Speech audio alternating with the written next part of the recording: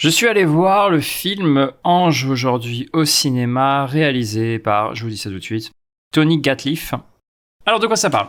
Ça parle d'Ange, on va dire c'est un solitaire, un homme qui aime bien voyager et qui adore toute la musique tzigane. C'est vraiment un film qui est bercé par cette musique qu'on entend un peu partout, tous les prétextes à vous mettre un morceau de musique tzigane dans des langues différentes, j'ai l'impression. Il y a de l'espagnol, il y a aussi une langue tzigane, enfin, je crois pas qu'il y ait une langue particulière tzigane, mais il y a peut-être des dialectes différents suivant chaque pays. Tout est prétexte à ça, que ce soit, en fait c'est un road movie, il se balade avec sa voiture, donc que ce soit sur le bord des routes, donc on voit le groupe jouer, sur le bord des routes, bien sûr ça n'a rien à voir avec l'intérieur, enfin avec la fiction que nous propose le film, mais c'est un prétexte pour voir des gens jouer. C'est un passionné de musique, c'est-à-dire que c'est vraiment le centre de sa vie, la musique. Il n'aime que ça, ce monsieur. Je connais des gens qui sont comme ça, pour qui le seul art qu'ils aiment, c'est la musique. Et ils sont vraiment passionnés par ça, et ils ne parlent que de ça. Et personnellement, je trouve que c'est un peu agaçant, un peu fatigant, ce genre de personnes. Parce que ils sont vraiment monomaniaques. Et moi la musique, ça va, j'aime bien, mais je suis pas non plus...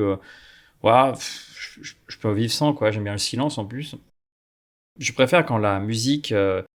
Enfin, quand le cinéma, l'image est support de la musique, ça c'est beaucoup mieux, ça me permet de me procurer beaucoup plus d'émotions, plutôt qu'écouter comme ça de la musique, bon, voilà. Peut-être que ça évoluera, mais en ce moment, la musique, c'est pas mon art préféré, loin de là. Mais pour ce monsieur, et pour beaucoup de gens, je sais très bien, ils adorent ça, ils dansent dessus, très bien, moi aussi j'aime bien danser. Mais là, c'est le centre de leur vie, parce que tout est prétexte à entendre de la musique, et à faire ce qu'ils appellent la bringue, évidemment, boire beaucoup sur plusieurs jours. Et je connais des personnes, c'est pareil, qui aiment bien faire des fêtes sur plusieurs jours. Bon, moi, c'est pas forcément ce que j'aime faire, parce que j'ai l'impression de rien faire, en fait. Bah ouais.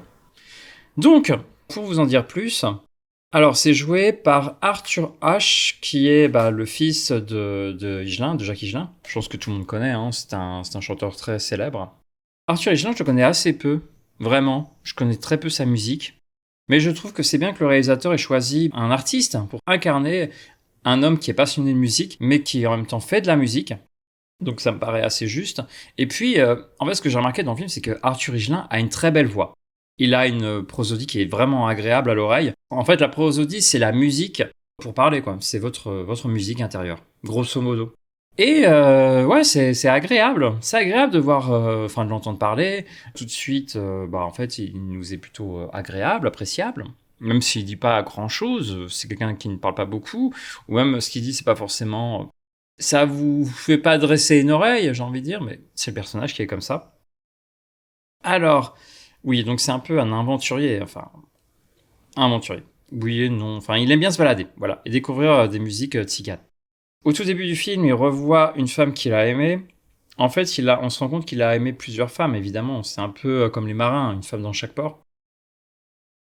Et ce que je trouve toujours étonnant, c'est que, en fait, la femme l'avait pas vue depuis 20 ans. Et tout de suite, on la voit la larme à l'œil. Bon, d'accord. Moi, je trouve ça absolument étonnant et irréaliste. Mais bon, pourquoi pas. Et c'est l'occasion de savoir qu'il a une fille. Il sait qu'il a une fille. Mais cette fille, il a des nouvelles d'elle, parce que ça fait 12 ans qu'il était pas retourné là-bas. Et cette fille, elle finit par l'accompagner. Sauf que ce que je trouve un peu étonnant, elle est interprétée par Suzanne Aubert. Cette femme a plus de... Ouais, elle a 40 ans. Elle vient d'avoir 40 ans, je crois, ou 39.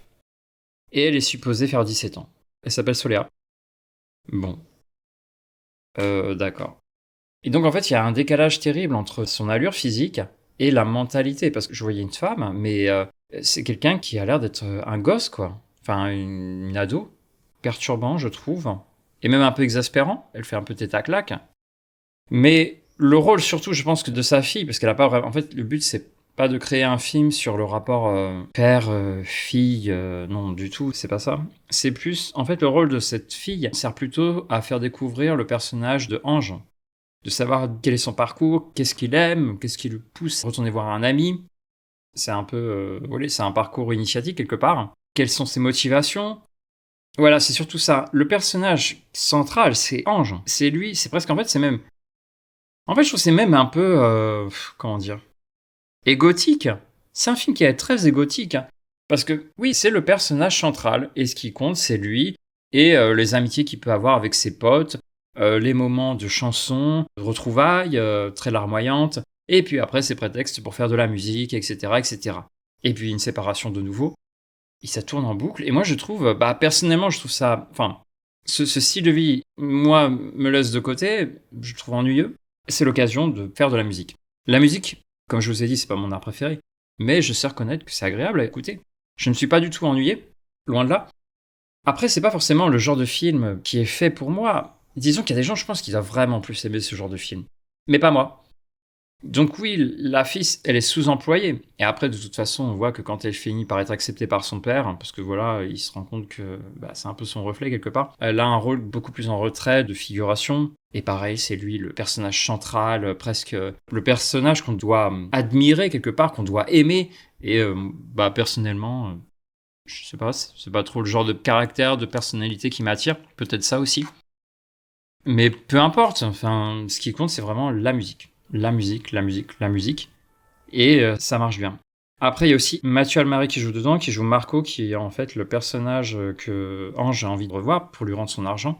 Et évidemment, cet argent n'a pas beaucoup d'importance, c'est juste un prétexte. Il n'y a pas d'enjeu. Et Mathieu Almaric, comme à son habitude, surjoue. C'est un peu sa marque de fabrique. Moi, j'aime pas spécialement Mathieu Almaric. C'est pas vraiment un bon acteur, je trouve. Que dire sinon? C'est un film chouette. Je pense que ça plaira à des gens parce que la musique est agréable, tout simplement. Et puis c'est pas... Enfin, c'est un film assez léger, c'est pas un film grave, donc on est porté par le film et on peut, je pense, apprécier ce genre de proposition. Puis c'est assez court, c'est 1h37. Bon, moi j'ai commencé à regarder ma montre au bout d'1 heure, parce que j'avais trouvé quand même quelques scènes qui étaient un peu longues. Surtout la relation entre le père et la fille qui s'éternise, et il n'y a pas de résolution jusqu'à 1 heure du film, on va dire, dans leur histoire. Culture tzigane, musique tzigane, c'est très bien pour ça, je trouve. Et je vous dis à très bientôt. Ciao.